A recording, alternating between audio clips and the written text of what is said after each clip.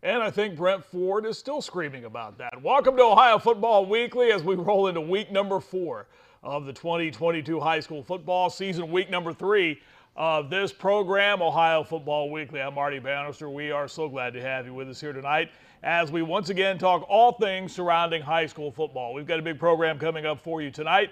We will start things off with the guy who his website may be the most popular one during high school football season. That's Joe Eitel of joeeitel.com, who tabulates all the computer rankings and gets everybody placed in the polls, and you find out where your team stands when you start looking at the top 16 as far as making the high school football playoffs are concerned.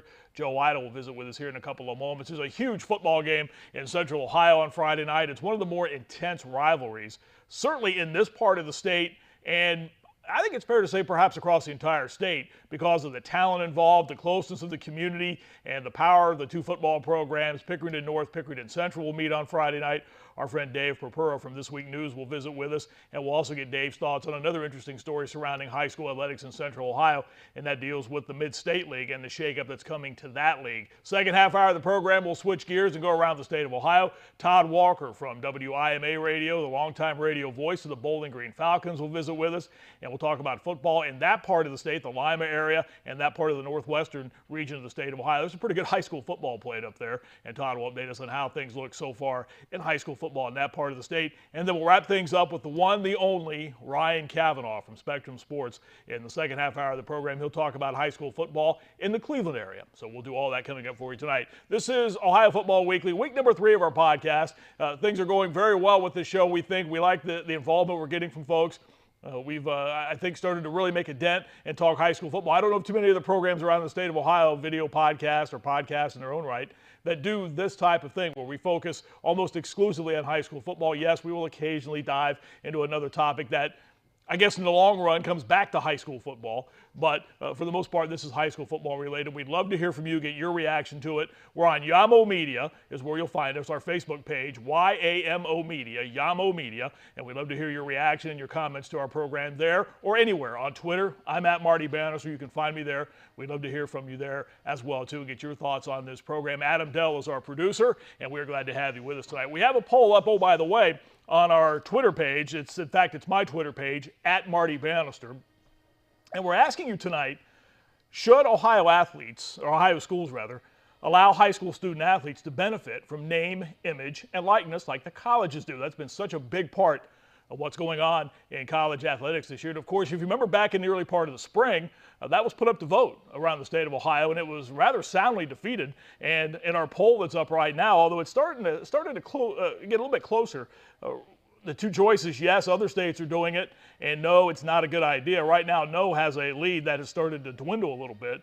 We're getting some interesting comments as well, too, from people who have some pretty serious thoughts about NIL for student athletes. So that's, again, on our Twitter page, at my Twitter page, at Marty Bannister, and you can vote there as well, too. So we're just getting started tonight. So good to have you with us here on the program this evening. When we come back, we're going to find out how this guy gets done what he gets done. Joe Eitel from joeeitel.com will visit with us. We'll talk high school football computer rankings when we come back. Ohio Football Weekly on Yamo Media. We're back in a moment. Hello, I am Annie J. Ross Womack, the Executive Director of the Ohio Sickle Cell and Health Association, and I'm here to talk to the parents and student athletes about a very important topic. The NCAA has instituted different standards for all divisions of student athletes. Before you can play sports in any college or university, you must present a negative trait status or hemoglobin status documentation. Your hemoglobin status is taken at birth with the newborn screening. And what they do is they run your blood for any abnormality or any birth defect. There are thousands of newborn screening birth defects in this country. For more information about sickle cell disease, sickle cell trait testing, you can call our offices at 614-228-0157. Or you can visit us via web at ohiosicklecell.org.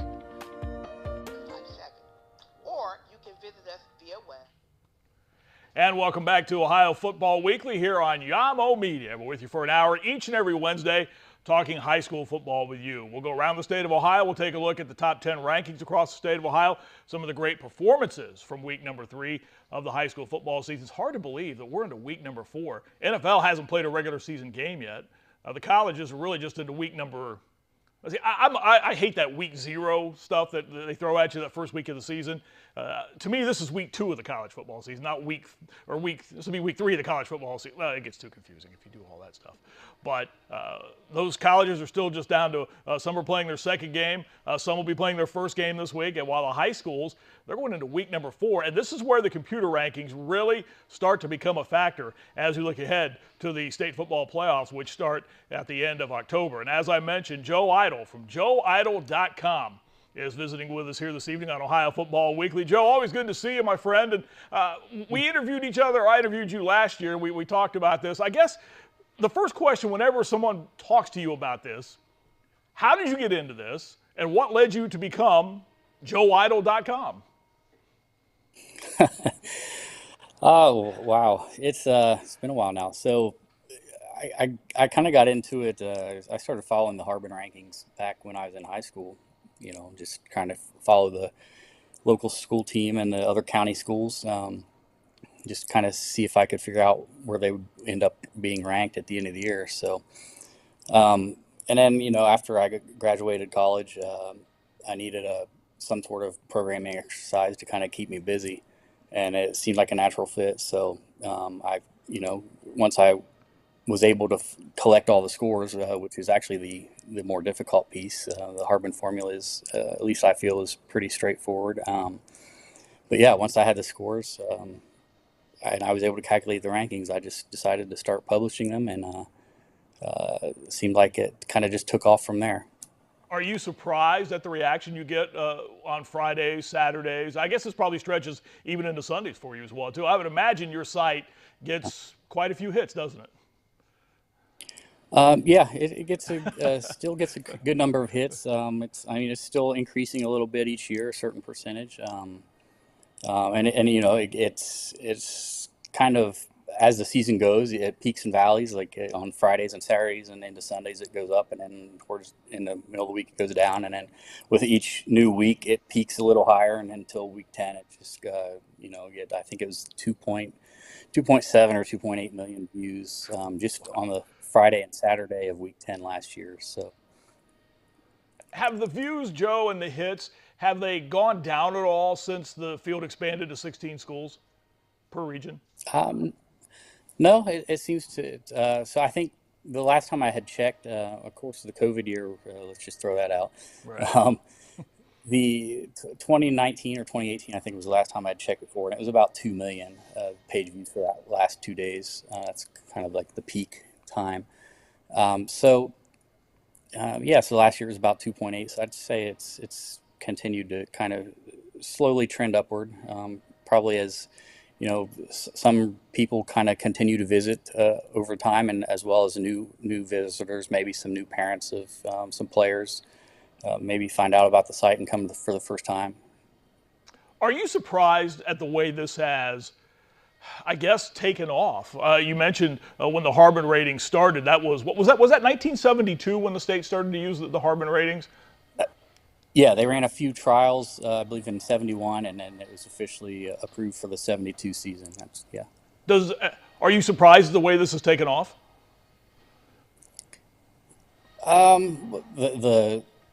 Just the site in general? Yes, I'm sorry. Yeah, the site in general. Yeah.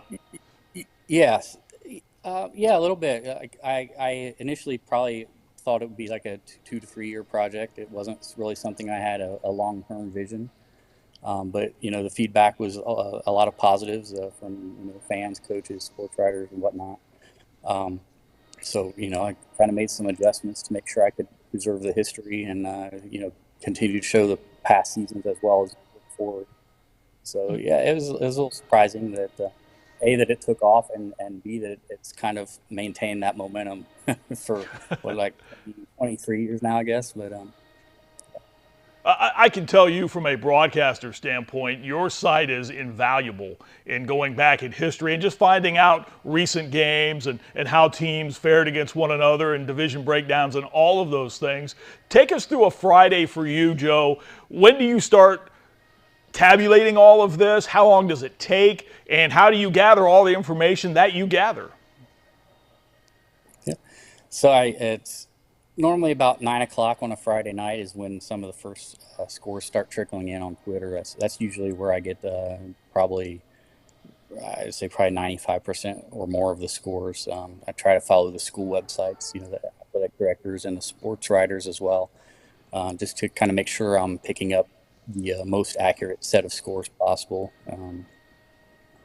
So yeah, it starts about 9 o'clock with the first few finals, and I'll just keep, there's a general inflow of scores that the finals keep trickling in to the point where all the games pretty much final, and I'm playing catch up, and it usually takes me till probably around midnight, sometimes 12:30, to get all the Friday evening scores keyed in. What about the weekends? How long does this process take to get everything final? I would imagine you're probably done sometime Sunday. Yep. So Saturday, I try to keep up with the games as they go on. There are usually a few early afternoon games, a few in the mid-afternoon, and a handful in the evening. So I'll usually try to update throughout the day as I'm watching, college football, kind of continue. So yeah, I can usually finish them up by Saturday night. Of course, these past few weeks, there was a Sunday game involving St. X down in Cincinnati a couple weeks ago, as well as there was a postponed game from Saturday night that ended up being played Saturday or Sunday this week as well. I think when we talked last year, Joe, I asked you if this is I guess for lack of a better term, a labor of love for you right now. You don't make any money off of this. You're not affiliated with the Ohio High School Athletic Association in an official regard. I mean, I know they fall on your rankings as well, too, but this is something that, well, you obviously have to enjoy what you're doing to keep doing this on a daily basis or a yearly basis for you. But is it fair to call it a labor of love for you? Yeah, I think that's pretty fair. At least for the terms of the site itself, keeping that running, yes. I mean, I do actually provide the rankings to the OHSA now as well, background. But yeah, as far as keeping the site up and the schedules and scores, that's kind of been a labor of love. I'm hoping to expand that here soon with some more historical information.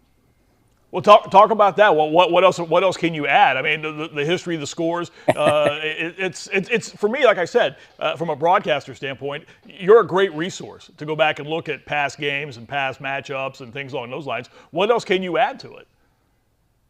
Sure. So I've been working off and on for the past probably 15 years now of collecting some historical scores. I'm pretty much back to at least, I believe, 1970 now. Wow. In addition to scores, I'm kind of planning on. I've got the coaching information as well for most of that same time range. I got a few holes I got to fill out still, and as well as league and conference affiliations and things like that. As well as I kind of like to be able to kind of reproduce the Harbin rankings for those years, just to see how if my data matches up with what was official. Just that'll help me figure out if I have some reverse scores or something like that, so I can try to make it as accurate as possible from a historical perspective. How unique is what you do, Joe, to high school football across the country? Do other states do something similar? And have you been approached by other states to possibly take your system to another state? No, and I mean, and I hesitate. It's not my system. I mean, it's my programming, but it's the it's the Harbin system. So it's not really something that I would be involved in. I don't think with regards to other states, but I think there are some of the other states have they track their schedules and scores and things like that. And I know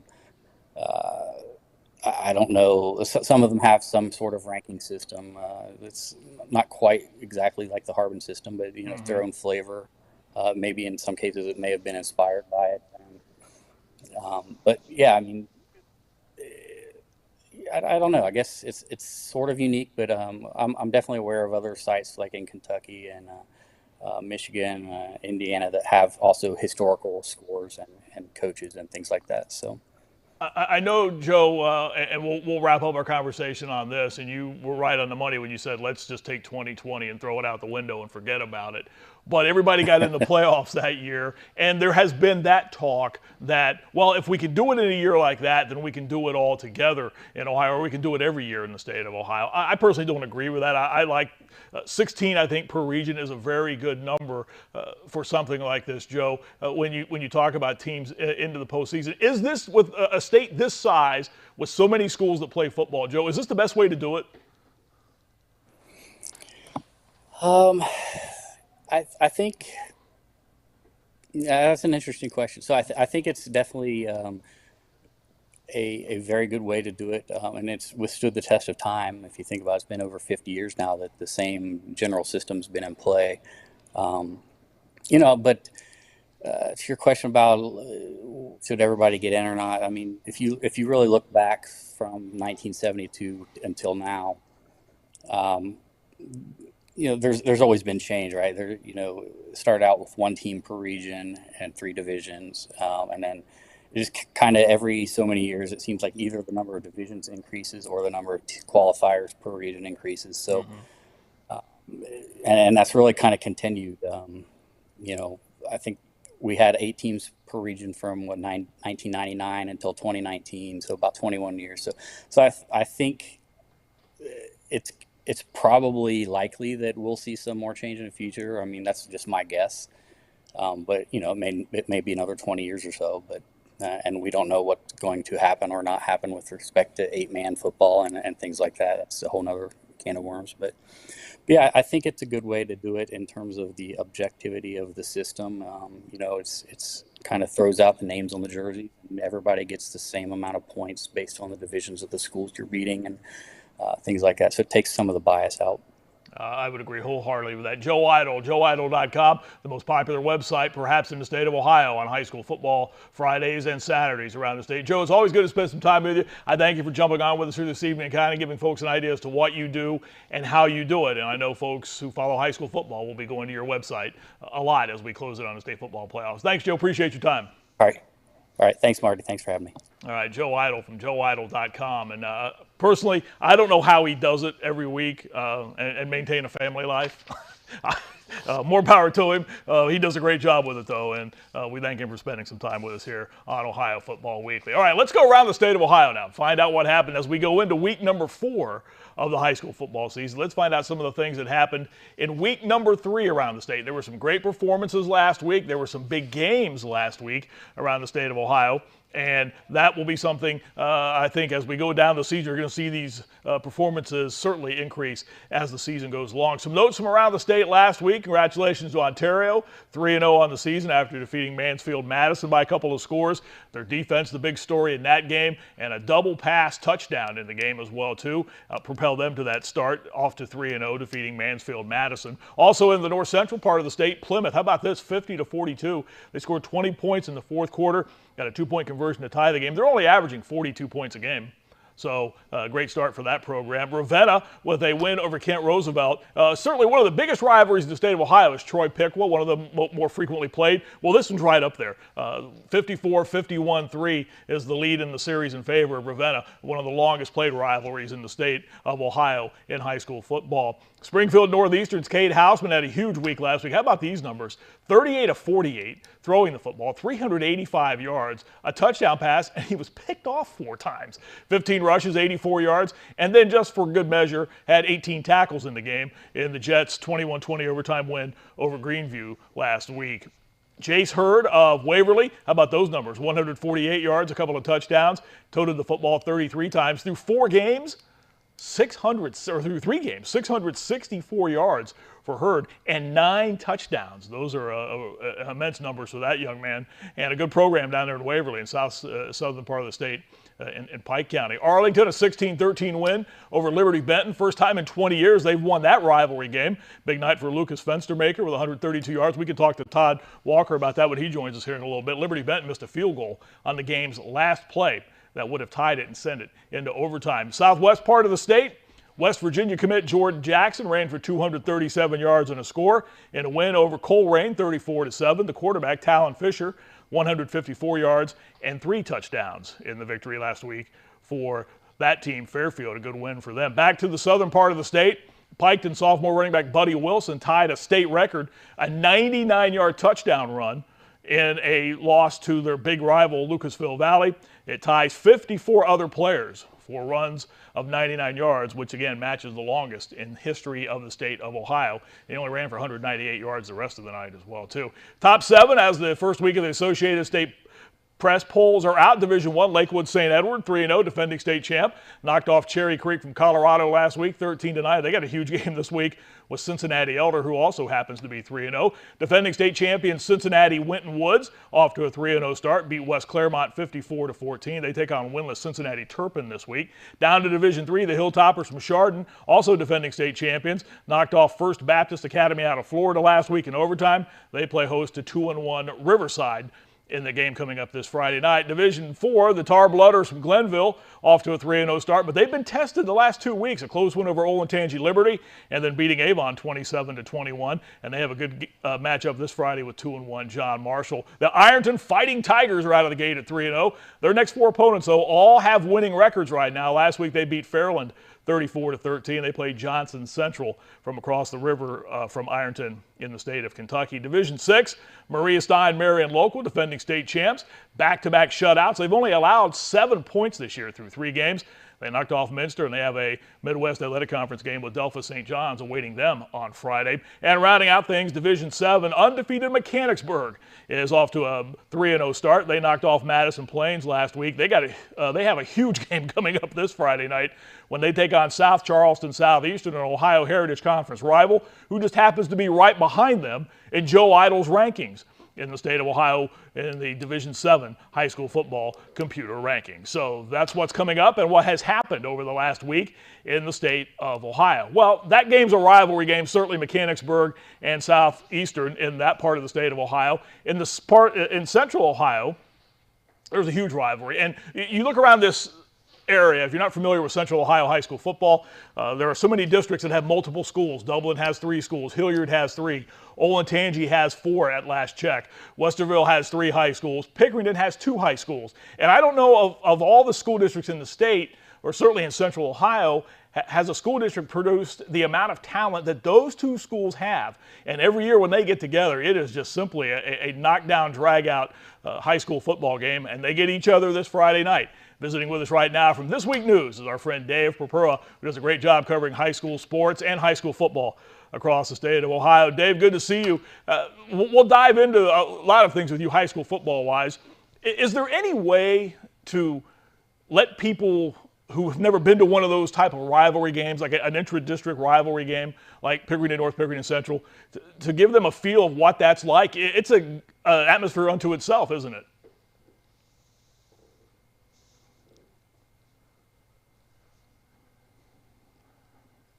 We're having a little problem hearing Dave here. We'll try and reset with Dave here in a second as we talk high school football. And we're talking that Pickerington North, Pickerington Central game. We're going to take a quick timeout, and when we come back, we'll reconnect with our friend Dave Purpura and continue talking high school football. Ohio Football Weekly continues on Yamo Media.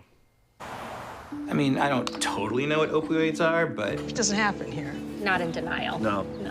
Our kids are way too busy. My son has good friends. Don't live in denial, Ohio. Talk to your kids about drugs, and they'll be up to 50% less likely to use them. Hello, I am Annie J. Ross Womack, the Executive Director of the Ohio Sickle Cell and Health Association, and I'm here to talk to the parents and student athletes about a very important topic.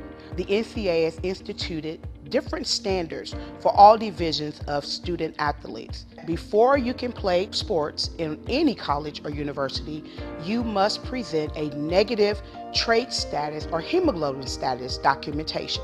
Your hemoglobin status is taken at birth with the newborn screening. And what they do is they run your blood for any abnormality or any birth defect. There are thousands of newborn screening birth defects in this country. For more information about sickle cell disease, sickle cell trait testing, you can call our offices at 614-228-0157. Or you can visit us via web at ohiosicklecell.org.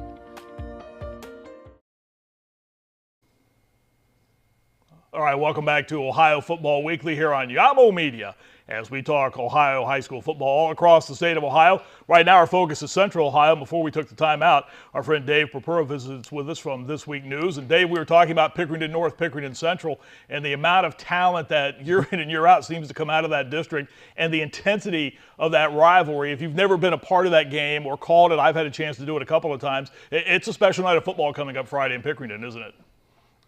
It is. You have the where Ohio State and Michigan overlap up around Toledo. I mean, that's one part of it. And then, like in a town like Pickerington, where I live, where you have Central and North that come together. I mean, they're only less than 3 miles apart. There are families with kids that go to both schools. You see each other at the grocery store, at restaurants, and things like that. So yes, it is a rivalry, an intensity, I should say, like you said, Marty, unto itself. And it's a lot of fun. And I'm glad that the OCC many years ago relaxed the rules on these two schools playing each other. I think it was around 2008 that they finally said, hey, if you're both in Worthington, you can play each other. If you're in Pickerington, you can play each other, et cetera. I think that has done nothing but be a good thing for these communities. And I know when the Ohio Capital Conference went through one of its I guess it seems like every 45 minutes that league's realigning and going to some sort of different setup as far as divisions are concerned. Even though the two schools, Central and North, that were in the same division are now in different divisions, I'm glad they kept that game on the schedule. I know there was some talk that perhaps they wouldn't do it, but it's a good thing they kept it on the schedule, isn't it? Well, a part of that, I think, found its roots in a playoff game about 5 years ago at DeSales where there was a fight at the end, or at least there was a very good possibility of a fight. But what I was told is that the district wanted both schools to be in different divisions of the OCC. I mean, you increase the chances for athletes here in the community to win league championships. But they did decide to keep this as one of those, I don't know about permanent crossovers, but certainly one of those rivalries that's going to be played every year, which the OCC does to help these schools schedule teams in weeks 4 and 5. But Central and North are going to find a way to play each other every year. And the other aspect of this game, Dave, is the amount of talent that almost every year walks onto the field when these two teams get together. Certainly Pickerington Central has had the upper hand over the last few years. Jay Sherritt's done a great job of that program, and Nate Hillerich has done a great job of that North program. But the amount of talent that walks on the field for that game every Friday night, or any game that those two schools play in, it's really remarkable the way that they have developed those programs, isn't it? And they have. I mean, and this is not a new thing. It's going back 20, 25 years or so to people that are now coaching in the NFL, like Shane Bowen for the Titans. He came from here in Pickerington. He went to the original high school. More recently, obviously, you've had guys go to the NFL. Pat Elflein certainly is one of them who stands out. I don't think anybody here in town would be surprised if either or both of Lorenzo and Sonny Styles might end up in the NFL one day. Jayshawn Tate in the NBA. Jalen Tate in high college, Karis LeVert in the NBA. I mean, you can name pretty much any sport. And it's really a testament to how these leagues out here develop talent. And then they go up to the good coaching at both high schools, Jay Sherritt, Nate Hillerich. The way that they develop talent, I mean, their track records certainly speak for themselves. And it's something a lot of people want to be a part of. So they want to come out to this community and play and get better and probably get pretty big opportunities. I know some of the other area communities, Dave, that have these intra-district or have more than one school in their districts. For example, another big one on Friday night, Dublin-Kaufman plays Dublin-Jerome on Friday night. That's a big rivalry game. But sometimes all the schools won't play each other. If I'm not mistaken, I don't think Scioto plays Kaufman on a yearly basis, maybe every other year or something along those lines, but they don't play every year. And again, I think the community loses in that situation. I think those games should be played. I understand why some school districts don't want to do that, but all three Hilliard schools play one another. And if I'm not mistaken, Dave, do all four Olentangies play each other? Or is there a skip in there somewhere? I want to say Liberty misses somebody. I could be wrong. I think they missed the original Olentangy. I'm pretty sure. I mean, they had played for many years until either 20 or 21. Of course, 20 you can almost throw out because it was the COVID year. Everything was so abbreviated. But I think that might have been the first year in over a decade that they didn't play each other. And I think just because there are 4 high schools in there, you have 2 of them in one division of the OCC. You have 2 in another division. So somebody's going to miss somebody at some point. But Olentangy, I'm pretty sure, well, they play Berlin because they're in the same division. I'm pretty sure they play Olentangy Orange as well. One other topic I wanted to touch on with you, Dave, while we have you with us. It came out, I want to say, maybe a week or so before the high school football season started, maybe a couple of weeks prior to that. News surrounding the Mid-State League, which is one of the long-standing leagues in Central Ohio, has been using a 3-division setup over the last, I don't know, maybe 10, 12 years, when it expanded and brought in some of the suburban Columbus schools, smaller suburban Columbus schools, such as Whitehall Yearling, Bexley, Grandview Heights, the Academy, Columbus School for Girls, and Buckeye Valley, I think, joined a couple of years back. Those schools have announced they're leaving the Mid-State League, Dave, and going back to reform the old Central Buckeye League. For those of us old enough to remember, with the CBL, that league in some incarnation has been around for a long time. Is that a surprising move to you at all? It is somewhat, and I have to laugh because, you talked about Dublin. I mean, Dublin and Marysville and like Bexley and some of these schools were all in that old CBL. And that was the first thing I thought of when that was announced, about a month ago, that some of these MSL Ohio schools were going to head off and join themselves. Now, I guess they must feel, or they feel like they must do that, like they can't compete with, Harvest Prep is the school that's the point of contention, and it has been for a long time. And I get that a lot of people don't like, the private school within a largely public school league. I get that. It's not like they win every game in every sport all the time. I think these teams can compete with them. They must feel that they don't have a choice but to join their own league. I mean, whether that's actually the case or not, I'm really not sure. Then Harvest Prep's going to go down to the Cardinal with a lot of these smaller schools, now to which they're closer in enrollment, but you may very well encounter the same issues there. And I heard rumors out there that some of the Cardinal Division schools were almost ready to split off by themselves. So, the only division that is not touched by this is the Buckeye, and they're going to be touched soon enough, not because of Harvest Prep, but because Taze Valley is leaving in 2 years to join the OCC, as you talked about the myriad realignments. But it is a shame, and that was a league I covered back in my first job in Lancaster many years ago. It was just 2 divisions of 8 schools in those days, and it has certainly grown. But if these schools feel they must go off and make their own conference, I guess we're going to see how that goes. That's a unique setup in that league, and you touched on it with Harvest Prep. When you have Harvest Prep now dropping down into a division that has Millersport, which every year is basically lucky to field a football team because of the lack of numbers that they have, and some of the Christian schools like Grove City Christian and Fairfield Christian and some of those others, and Byrne Union, which is kind of out on an island all by itself down there on Route 33. That's going to be an interesting setup when they drop Harvest Prep into that league. So I think you can understand why maybe the Cardinal Division schools are thinking, you know what, it might be time to go on our own with this right now. Wouldn't be surprising. But, it really wouldn't. But so do they go off and join their own 8-team league? And then what happens, I guess, to Harvest Prep in the meantime? Are they going to move up to the Buckeye and replace Taze Valley or something? It just seems like it's a mess that I don't know how you solve this, except for playing each other and seeing what happens. And it's funny you mentioned Millersport. Yeah, they've struggled to field a football team for probably a decade by now, and they're always a district I thought would grow because of the lake out there. The people would be moving out there, but it has remained very small over the years, and it could be something worth watching over the next 3 to 5 years, what happens with those schools. All right, Davis, we wrap up. Let me get your thoughts on what you've seen through the first 3 weeks of high school football. There have been some great games. I think there are some teams around Central Ohio that are positioning themselves to make a deep run when we get towards the postseason. What have you seen so far this year that's impressed you through 3 games? Pick North Shore impressed me on Friday. They beat Upper Arlington 18-13, and they needed a big drive at the end of the game to do that. They had a couple of really long drives. I should actually say 4 of them. One was 19 plays. The drive that won it was 14 in the fourth quarter. DeJuan Green ran for a 228 and the game-winning touchdown. He's going to be a load for anybody to handle, and Central certainly knows that coming up on Friday.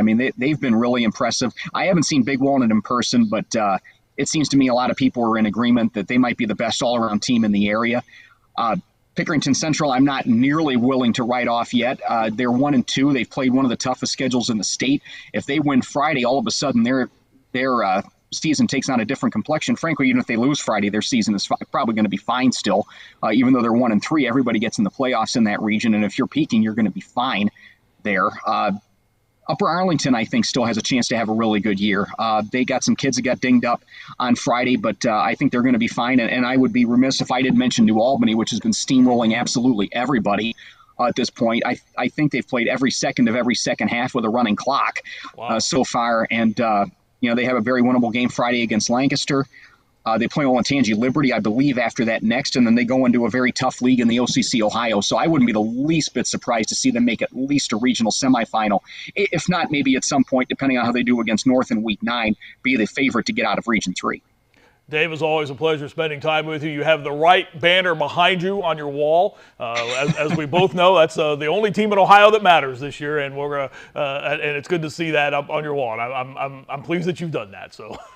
I'm glad you're happy, and I'm very excited about what we're going to see starting on Sunday. Let's cross our fingers. Absolutely, because we all know how it's gone in the past. It's had a tendency to go different directions in Cincinnati. Dave, I appreciate your time. Thanks very much. You got it. Dave Purpura from This Week News visiting with us here on Ohio Football Weekly. We're going to step aside. When we come back, we're going to go around the state and visit with our friends Todd Walker and Ryan Cavanaugh when we come back and see how things are shaping up in the Northwest and in the Northeast part of the state. We'll do that for this time out. Ohio Football Weekly continues on Yamo Media.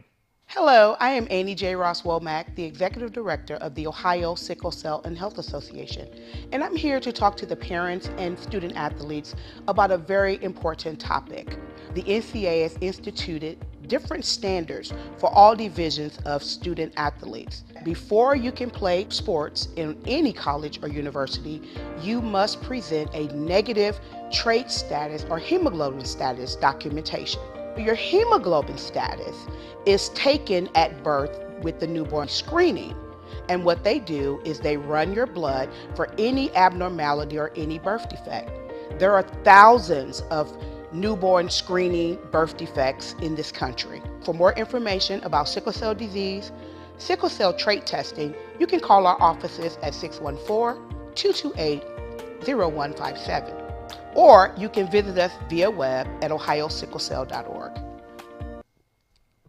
The Ohio Sickle Cell and Health Association, proud to be the presenting sponsor of Ohio Football Weekly. For more information on sickle cell disease and how you can be prepared, visit ohiosicklecell.org. And we thank them for being a sponsor of our program. We thank them for their partnership with us as well. All right, let's go around the state of Ohio now on Ohio Football Weekly. As we move and look at how things are shaping up through the first 3 weeks of the season, we go to the northeast part of the state, much to the delight of our good friend Ryan Cavanaugh, who visits with us right now here on Ohio Football Weekly. Ryan, my friend, always good to see you. Had a chance to see you Saturday night down in Athens for the football game down there. And let's talk a little high school football now, as you were in the MAC on Saturday night. 3 weeks into the high school football season, Ryan, what's impressed you in the Cleveland area high school football-wise?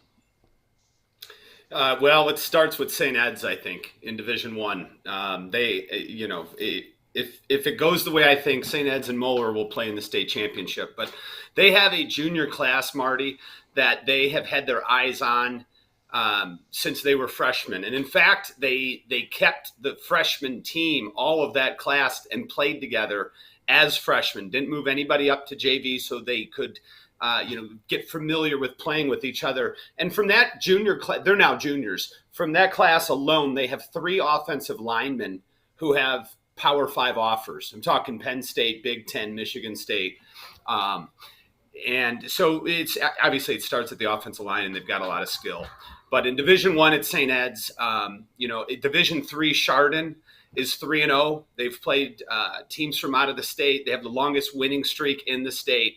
Mitch Hewitt, back-to-back state championships, and they are just rolling. And, Mitch Hewitt, he was a Chardon grad himself. He was a runner-up for Mr. Football. He went and played at Bowling Green. And it's like he has that same mentality, and the kids have adopted it. He's out there. He gets a lift in. I remember last year, Marty, before the state championship, I talked to Coach Hewitt from Chardon, and he said, I said, well, it looks like you haven't been missing the weight room, because it never looks like that. I mean, the guy's in tremendous shape. And he said, you know what I have done since it got to the playoffs? I started working out at 4:30 in the morning because I was getting too comfortable. And if I ever get too comfortable in life, I have to switch it up. And I hate the mornings, so I'm getting up at 4:30 to work out. Wow.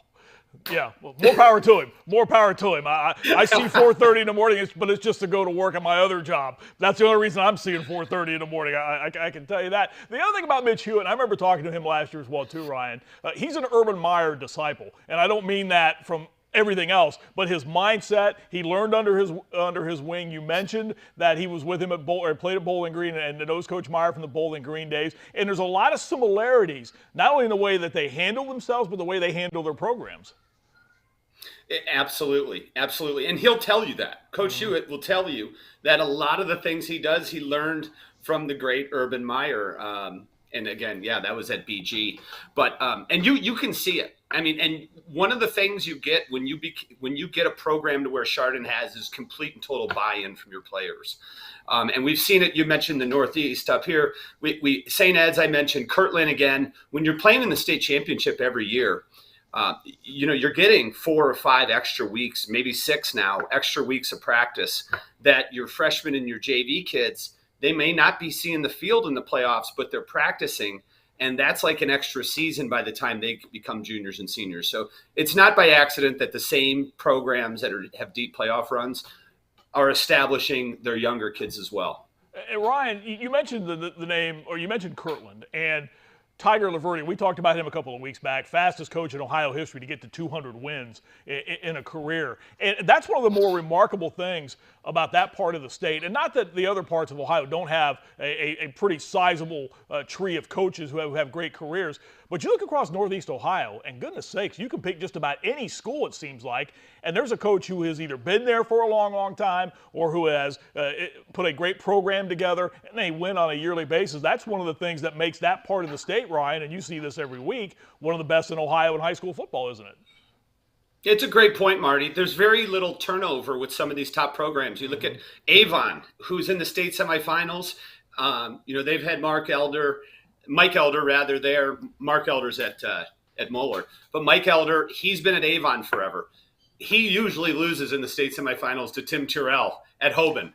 He's been there forever. Chuck Kyle at St. Ignatius, this is his last year. He's stepping down.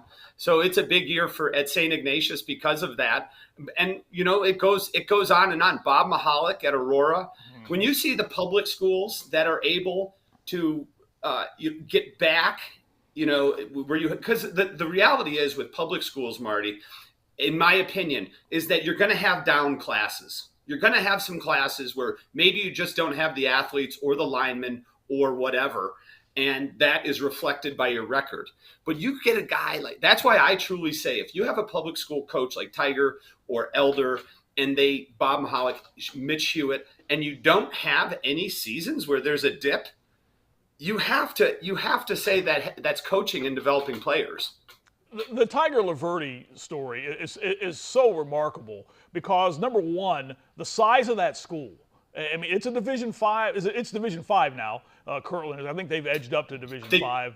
6? They moved down to Division 6 They moved back to Division 6 this year, okay. So, but the sheer size of that school, and you hear this every year because they always seemingly go up against a team from the Midwest Athletic Conference, how how Kirtland and those MAC teams kind of look at one another as being mirror images, but separated by about 200 miles of the state of Ohio. but that mentality there that he's instilled in that program, it's really remarkable. And the fact that they go out and scrimmage a St. Ed or somebody like that in the offseason it pays huge dividends for that program, doesn't it? Yeah, they play really good teams, and frankly, Tiger would do that during the season if he wasn't concerned about his depth and getting players injured.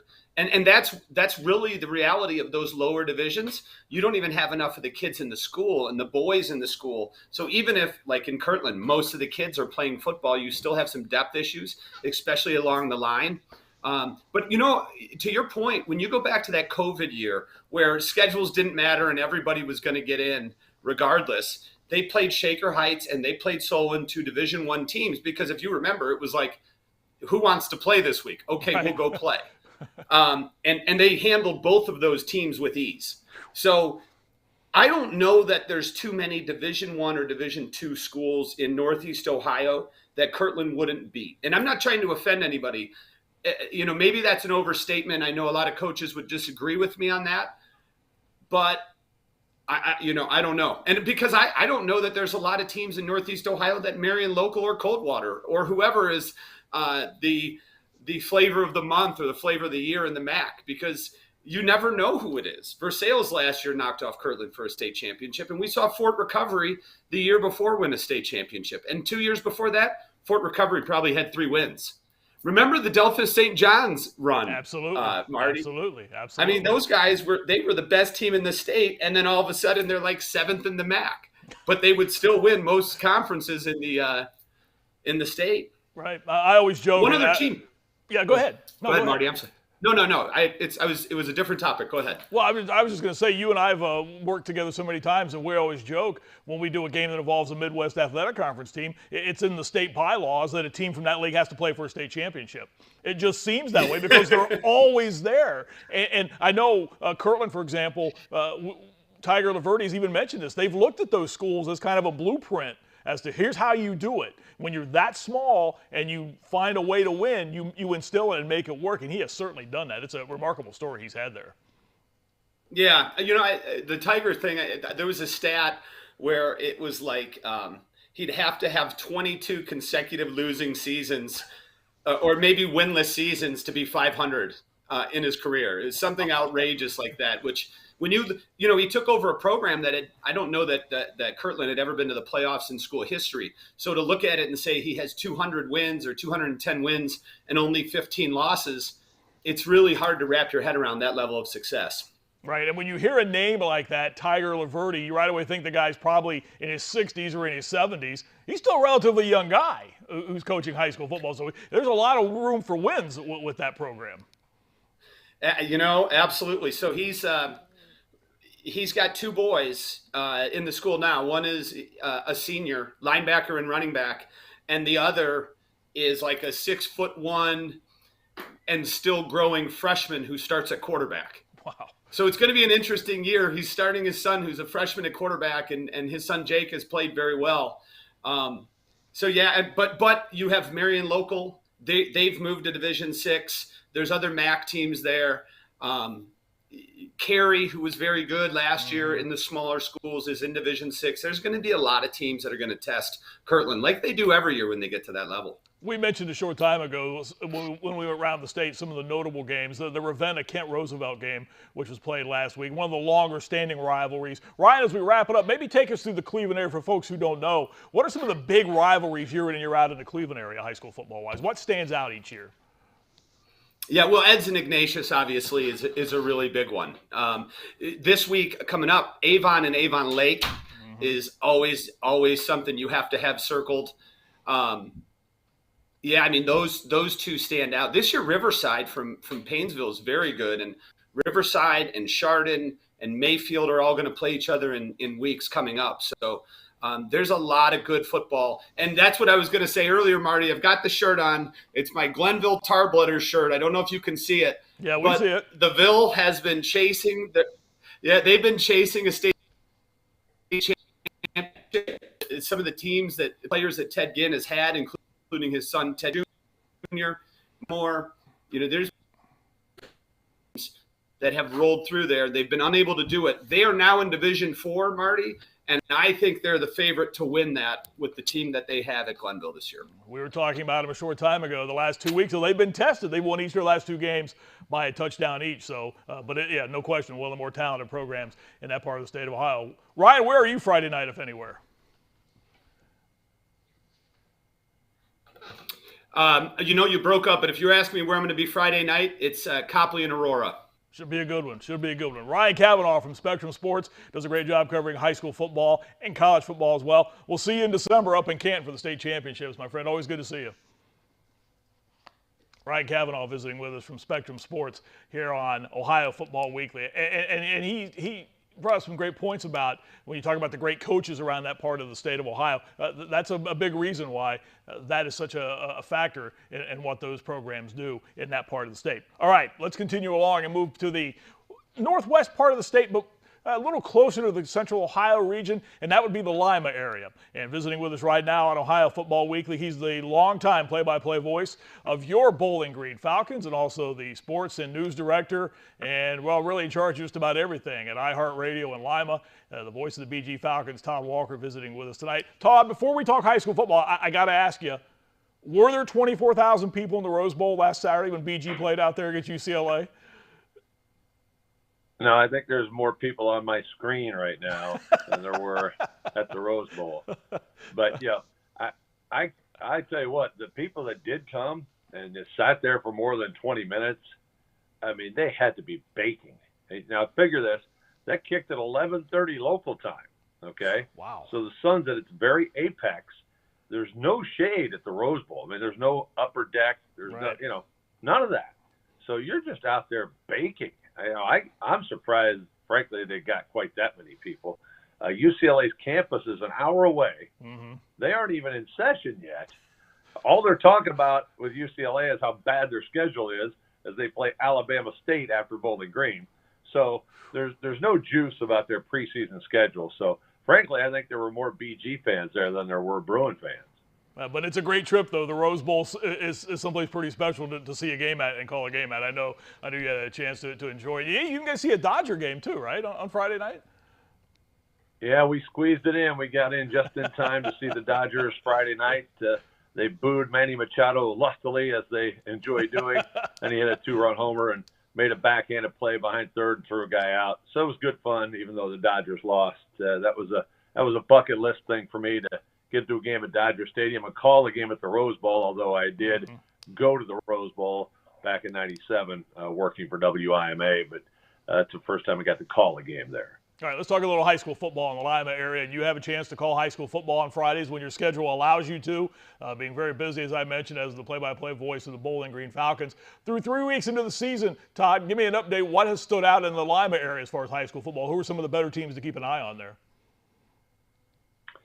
Well, if you want to start with the MAC, of course, you guys were just talking about that a little bit. Marion Local, Coldwater, stop me if you've heard this before. They look pretty good. It's interesting you guys were mentioning Kirtland playing up. Of course, Marion, for the second straight year, played Wapakoneta in their opener and beat them again.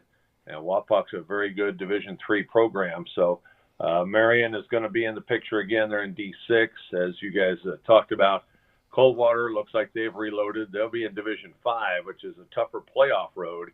And then Versailles, who won it in 6 last year, looks to be very good again. They're out of the gate 3-0. And I think the next team in that mix is probably New Bremen, and they're in D7. So they're that school you were talking about, Marty, that it seems like they have to have a team in the state championship game. I think this year's D7 representative from the MAC would be New Bremen. So those 4 teams will figure in the mix in the MAC. If you slip to some of the other small school conferences, I'm not sure there's a real standout team. In the Northwest Conference, Columbus Grove has ruled the roost the last several years. It looks like they've taken a bit of a step back. The BVC is undergoing some upheaval with teams leaving or planning to leave. It looks like Liberty Benton, Pandora Gilboa, Arlington will probably be in the mix there. And then the WBL is maybe the most well-known conference in the Lima area. It looks like it's Van Wert. I mean, they are loaded again. Aiden Pratt at quarterback. They throw the ball all over the place. Huge early season game for them Friday night at Wapakoneta.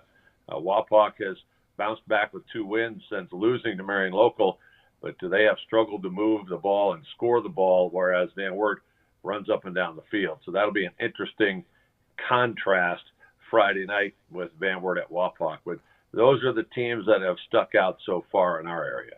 And Todd, when I was in that area a couple of years back, I had a chance to call the Van Wert game at Wapakoneta. And that Van Wert team, I mean, that was a very athletic team that just, as you mentioned, loved to get up and down the field. It was Ryan Treese, was it not, the quarterback?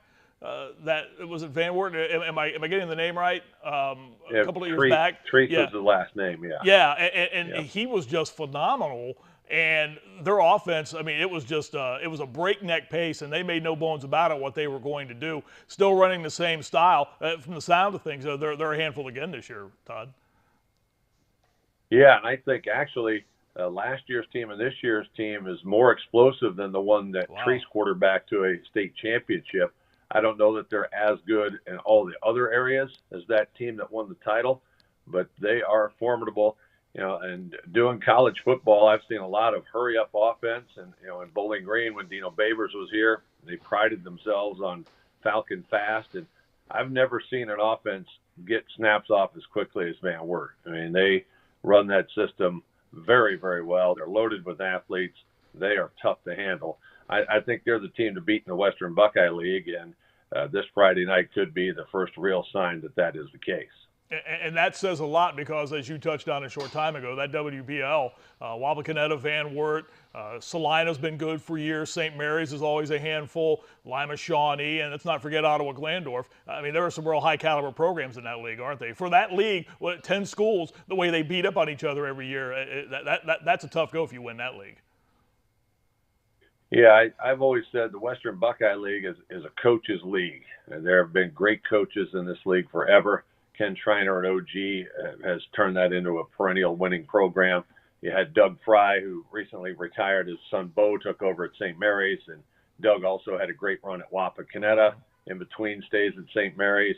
And the WBL's always had a lot of great coaches. Jerry Cooper's at Shawnee now.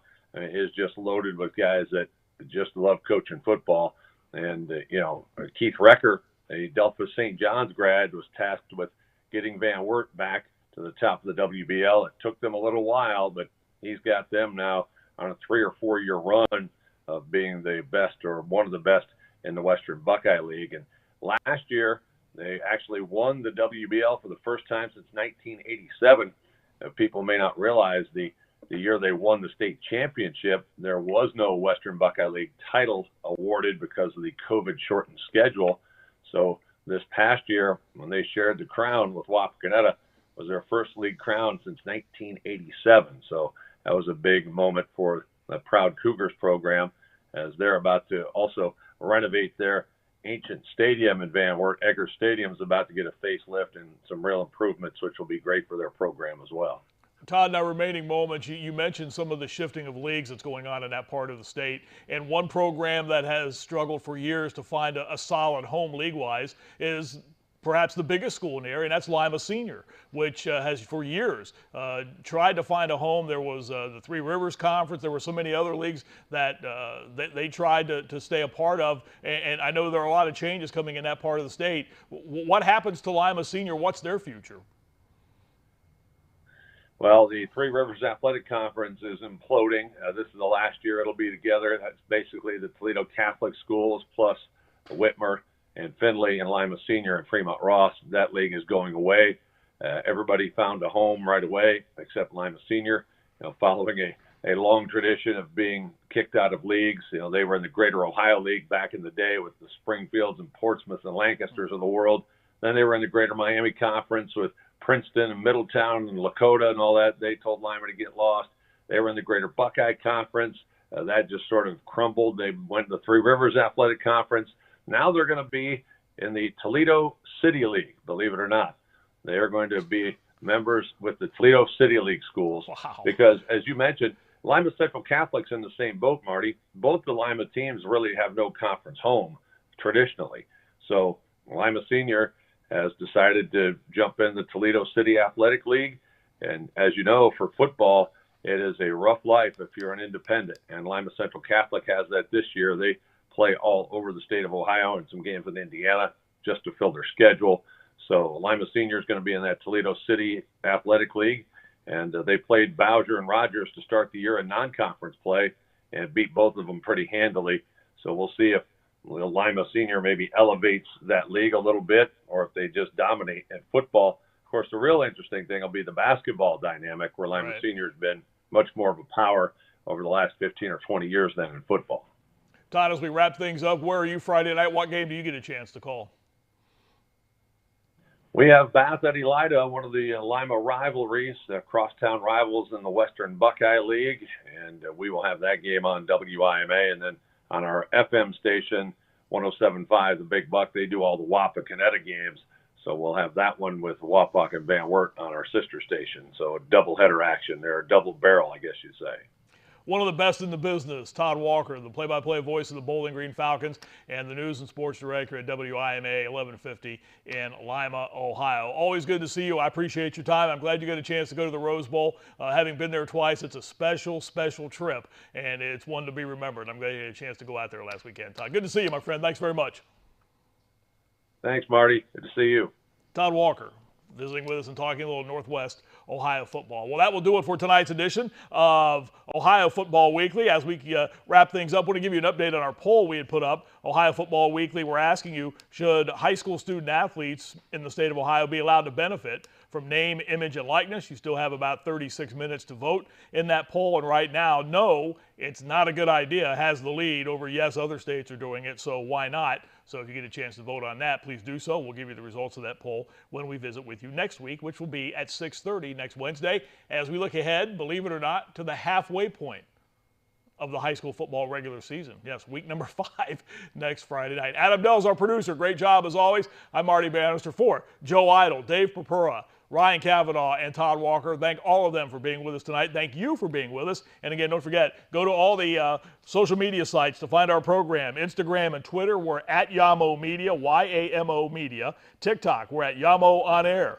Facebook, Yamo Media 614. And on YouTube, Yamo Media Columbus. Ohio Football Weekly, we're back with you next week at 6:30, live on Facebook, right here as we talk high school football across the great state of Ohio. So long, everybody.